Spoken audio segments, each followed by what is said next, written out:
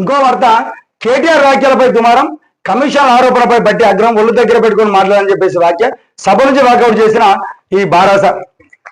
ఇది కూడా తెచ్చిండు, కేటీఆర్ ఒళ్ళు దగ్గర పెట్టుకొని మాట్లాడు, మేము బాధ్యతతో రాజకీయాలు చేస్తాను, మీలాగా అడ్డగోలుగా దోచుకొని రాలేదు, మీ పాపాల వల్లే బిల్లులన్నీ పెండింగ్ లో ఉన్నాయి, 30% కమిషన్లు తీసుకున్నారని చెప్పేసి కేటీఆర్ చేసిన వ్యాఖ్యలపై అట్టుడిగిన కథ. బట్టి వ్యాఖ్యలపై బీఆర్ఎస్ నిరసన వాకౌట్ చేసింది. ఇది కూడా అన్ని పేపర్లో ఇచ్చిండు, వాకౌట్ చేస్తామని చెప్పేసి అన్ని పేపర్లలో ఇచ్చిండు.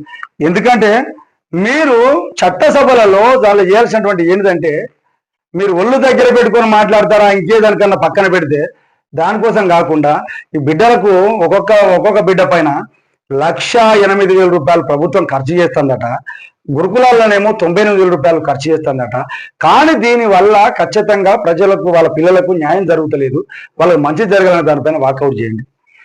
ప్రజలు ఇబ్బందులకు గురవుతాండ్రు, ప్రజలు అన్ని విధాలుగా పథకాలు వస్తలేవు, ప్రజలకు మీరు ఇచ్చినటువంటిది వస్తలేదు అన్న దానిపైన వాకౌట్ చేయండి.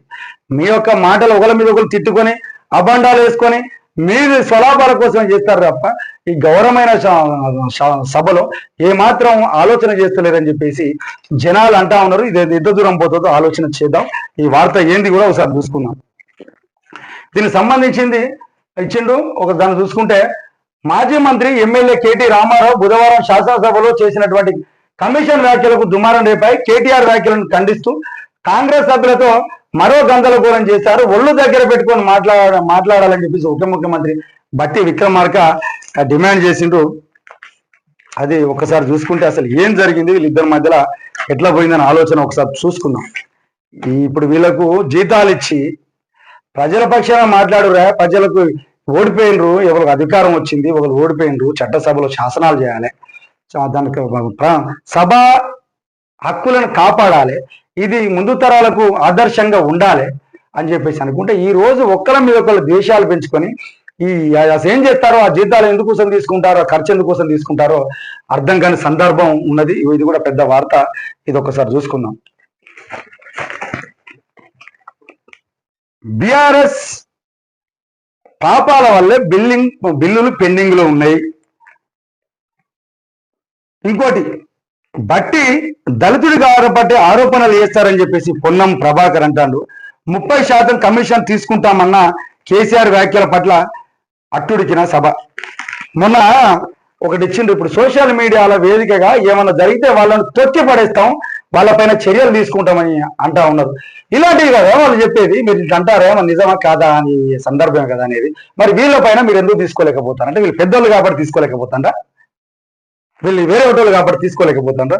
వీళ్ళు ఇంత పెద్ద మొత్తంలో మాట్లాడుతూ ఉంటే ఇది కాదే, వీళ్ళు మేము తొక్కేస్తాం, ఇది తప్ప అని చెప్పేసి వాళ్ళని ఎందుకు జైలుకు పట్టలేకపోతా ఉన్నారు? ఒకవేళ ఇది నిజంగా వీళ్ళు తీసుకుంటే వీళ్ళ మీద వీళ్ళు కేసులు ఎందుకు చేయలేకపోతారు? ప్రజల యొక్క నాడిని తప్పేయడం కోసమైనా వీళ్ళు మీరు రాజకీయ నాయకులు ఆటలు ఆడతారని చెప్పేసి జనాలు అనుకుంటా ఉన్నారు. ఇంకోటి, ఒళ్ళు దగ్గర పెట్టుకొని మాట్లాడు, న్యాయంలో 1,00,000 కోట్ల పనులు చేయించి బిల్లులు చెల్లించకుండా పోయారు. బీఆర్ఎస్ పాలన వల్లే బిల్లులన్నీ పెండింగ్ లో పడ్డాయి.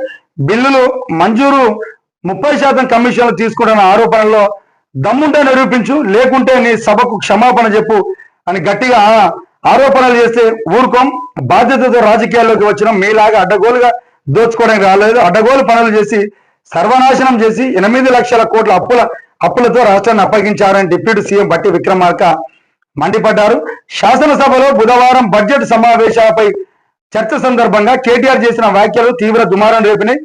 మంత్రులకు సమయం ఉండాలి, ఉద్రేకానికి గురైతే ఎలా, మేము కూడా రెచ్చగొట్టగలం, 30% కమిషన్ అని మీ ఎమ్మెల్యేలు మాట్లాడతా 20% కమిషన్ కోసం మీ క్యాబిన్కే వచ్చి ఆ రోజు కాంట్రాక్టర్లు గొగ్గోలు పెట్టిండ్రు అని చెప్పేసి వీళ్ళు అంటారు. ఏదేమైనప్పటికీ ఈ పక్కన పెట్టారు. ఒకవేళ నిజమైతేనేమో నిజాన్ని చట్టాలు వేసి ఎమ్మటే శిక్ష పడే విధంగా చేయండి. లేకపోతే మీరు కొట్టుకొని వాకౌట్ చేయకుండా ప్రజల పక్షాన పోరాడాలి, ప్రజల కోసమే మీరు ఆరాటం ఉండాలి అని చెప్పేసి జనం అనుకుంటా ఉన్నారు. ఇంకా చూద్దాం ఇక ఎంత దూరం పోతుంది, ఎవరిని ఎంత దూరం లాక్పోతుందో ఆలోచన చేస్తారని చెప్పేసి అనుకుంటాను. ఇంకోటి కూడా భూభారతి చట్టం అని చెప్పేసి అంటారు. అది కూడా ఏప్రిల్ నుంచే భూభారతి చట్టం కూడా అమలు చేస్తామని చెప్పేసి దానికి సంబంధించినది అప్పని స్టార్ట్ చేస్తామని చెప్పేసి దానికి సంబంధించిన మంత్రి పొంగులేటి శ్రీనివాస్ రెడ్డి గారు కూడా అది ఇచ్చేందుకు చూడాలి. ఈ భూభారతి ఇప్పుడు దగ్గర 2 నెలలు అయింది. ఇప్పుడు దీన్ని అమలు చేస్తామని చెప్పేసి అంటారు. ఇదే రెఫరెండం గా వచ్చే ఎన్నికల్లోకి వెళ్తాం.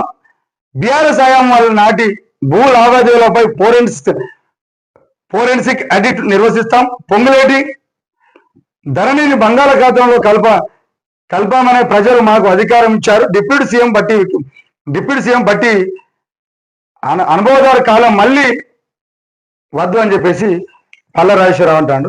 అనుభవకారుల కాలం మళ్ళీ వద్దు అని చెప్పేసి అంటారు. ఇది చూడాలి. ఎందుకంటే ఎవరైతే అనుభవిస్తారో వాళ్ళ భూమి అందులో ఉండాలి కదా, లేకుంటే ఎట్లా తెలుస్తుంది?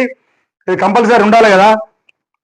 ఏప్రిల్ నుంచి భూభారతి చట్టాన్ని అమల్లోకి తీసుకొస్తామని చెప్పడానికి గర్వపడుతున్నా అని రెవెన్యూ మంత్రి పొంగులేటి శ్రీనివాసరెడ్డి ప్రకటించారు. భూభారతి చట్టాన్ని రెఫరెండంగా వెళ్తామని చెప్పేసి అంటారు. శాస్త్రీయంగా ప్రజలందరి అభిప్రాయాలు సేకరించి ఆ తర్వాత భూభారతి చట్టాన్ని తెచ్చామని చెప్పేసి పేర్కొన్నారు. రానున్న రోజులలో ప్రజల నుంచి మరికొన్ని సూచనలు వస్తే స్వీకరిస్తామని కూడా చెప్తా ఉన్నారు. 10,954 రెవెన్యూ గ్రామాలలో గ్రామ పరిపాలన అధికారులను నియమించడానికి కూడా కార్యాచరణ సిద్ధం చేస్తామని చెప్పేసి కూడా ఆ మాట అంటారు. ఇందులో 70 ఏళ్ల పోరాటం ఫలితంగా ఏర్పడిన అనుభవదారు కాలాన్ని బీఆర్ఎస్ హయాంలో ఒక కలం పోటుతో తొలగించారని చెప్పేసి ధ్వజమిచ్చారు. బాజాప్తగా ధరణిని బంగాళాఖాతంలో కలపాలనే ప్రజలు మాకు ఓటేశారని చెప్పేసి గుర్తు చేసిండ్రు. కాబట్టి ఇప్పటికైనా కూడా ఆ 70 ఏళ్ల పోరాటానికి వాళ్ళకు చిరస్థాయిగా నిలవాలంటే ఖచ్చితంగా ఆ అనుభవదాని కాలం అందులో ఉంటుంది. దాన్ని మేము అందులో పెడతామని చెప్పేసి అంటారు. ఏది ఏమైనప్పటికీ ఇది జరగాలి. ధరణి అనేది బంగాళాఖాతంలో కలుపుతా ఉన్నారు. ధరణి వల్ల కొన్ని లోపాలు ఉన్నాయని చెప్పేసి అంటారు. ఏదేమైనా ప్రజలకు మంచి చేయాలని చెప్పేసి టిఆర్ నిజం నుంచి సంబంధిత శాఖను సంబంధిత మంత్రి గారికి విన్నవాళ్ళు తెలియజేస్తాను సార్. ఈ ప్రజల పక్షాన్నే మీ ఆలోచనలు ఉండాలి. ప్రజల యొక్క అభివృద్ధి కోసం మీ ఆలోచన ఉండాలి. ఈ 5 ఏళ్ల కాలంలో ఏది చేసినా ప్రజల కోసమే మీ ఆరాటం ఉండాలని చెప్పేసి టిఆర్ నిజం నుంచి కోరుకుంటున్నాం. ఇంకోటి కూడా ఆ పెన్షన్ సంగతి ఏందో,